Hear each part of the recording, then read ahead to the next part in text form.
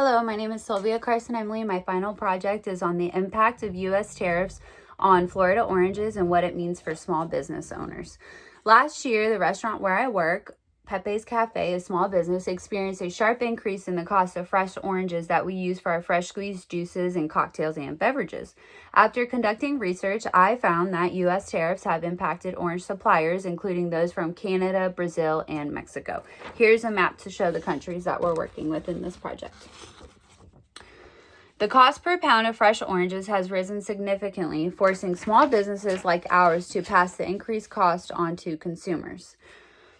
This has increased the price of Pepe's single 6-ounce glass of orange juice to roughly $7. Tariffs on imported oranges have negatively impacted orange producers and consumers in Florida, along with non-tariff factors. The Florida citrus industry has experienced numerous setbacks over the last decades, and these complications are trickling down to small business owners. Not only have tariffs and retaliatory tariffs affected the orange industry, but non-tariff factors have also impacted the industry, such as major hurricanes like Hurricane Milton, with strong winds and debris damaging the field of crops.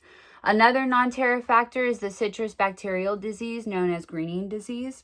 And all of these factors play an impactful role in maintaining Florida orange production and domestic supply. With the major detrimental impacts to Florida's orange industry, the state has had to import most of its orange juice and fresh oranges to supplement domestic demand from leading countries such as Brazil and Mexico, which the table provided by the USDA shows that the U.S. is coming in as the third leading country of orange juice producers. Florida's agriculture overview shows recorded data that the annual production of oranges has fallen tremendously.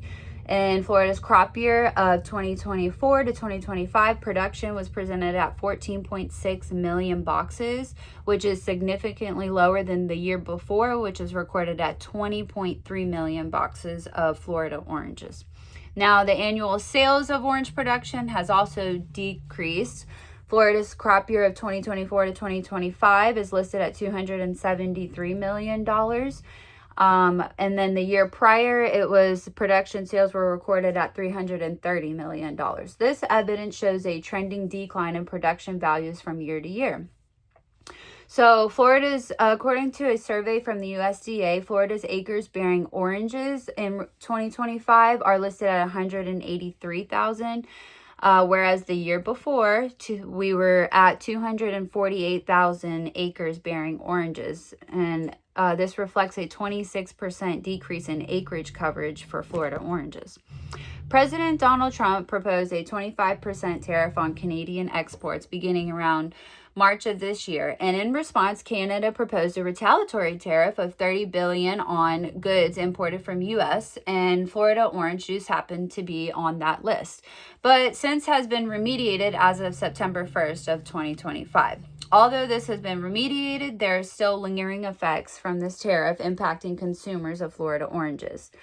In addition, the U.S. faces an imposed tariff of 50% from agricultural goods imported from Brazil, except there was an exemption ordered for a certain list of agricultural goods to only face a 10% tariff rate, and orange juice was one of those goods. This exemption was major as it provided less pressure placed on U.S. orange producers, consumers, and investors. Lastly, reciprocal tariffs were imposed earlier this year of 25% on imports from Mexico. So these three proposed tariffs directly affect the Florida citrus industry and create trickling effects that have been passed on to consumers. Tariffs increase the cost of goods for domestic consumers in the U.S. due to the rise in tariffs on imported goods. I collected data from my local restaurant, Pepe's Cafe, on the prices of oranges by the case to show the impact these tariffs have on local businesses. So the cost of one case with 150 oranges in 2023, we paid $32.60. The following year, we paid $37.80. And then again in 2025, there was an increase, and now we pay $38.95 for one case of oranges.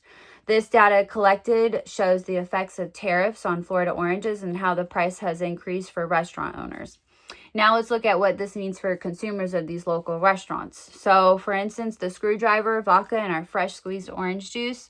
In 2023, we were charging $10.50. 2024, the prices increased to $10.95.